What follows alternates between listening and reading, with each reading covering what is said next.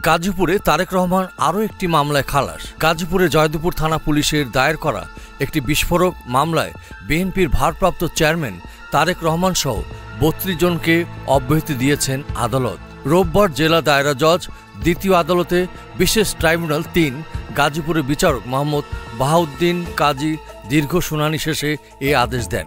আদালত সূত্রে জানা গেছে, গাজীপুর সদর উপজেলার তৎকালীন হোতাপাড়া পুলিশ ফাঁড়ি আওতাধীন মণিপুরের খাসপাড়া এলাকায় ২০১৫ সালের জানুয়ারি মাসে একটি প্যাকিং করা বাসে পেট্রোল ঢেলে আগুন ধরিয়ে দেওয়ার ঘোষণায় ওই এলাকার মোতালেব মেম্বারকে প্রধান আসামি করে ১৮ জনের নাম উল্লেখসহ অজ্ঞাত ৪০-৪৫ জনের বিরুদ্ধে বিশেষ ক্ষমতা বিস্ফোরক আইনে জয়দেবপুর থানার এসআই দিলীপ চন্দ্র সরকার বাদী হয়ে এই মামলাটি দায়ের করেন।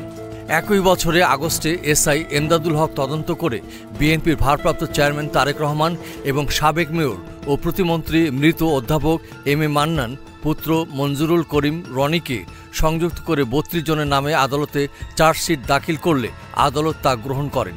মামলাটি দীর্ঘ শুনানি শেষে মিথ্যা প্রমাণিত হওয়ায় রোববার আসামিদের ওই মামলা থেকে অব্যাহতি দেওয়া হয়।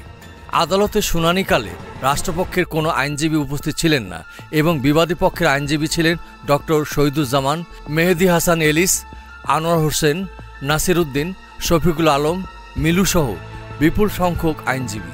এদিকে এর আগে ২০১৪ সালে শেখ মুজিবুর রহমানকে নিয়ে মন্তব্য করার অভিযোগ এনে তারেক রহমানের বিরুদ্ধে তৎকালীন গাজীপুর মহানগর আওয়ামী লীগের সাধারণ সম্পাদক তৌহিদুল ইসলাম দ্বীপের দায়ের করা মামলা থেকে বুধবার গাজীপুরের অতিরিক্ত চিফ মেট্রোপলিটন ম্যাজিস্ট্রেট আদালত ১ এর বিচারক পাভেল সুইট তারেক রহমান সহ ৬০ জনকে মানহানি মামলা থেকে খালাস দিয়েছেন। এস আহমেদ রাজ, ডেস্ক রিপোর্ট, এই সময় টিভি, ঢাকা।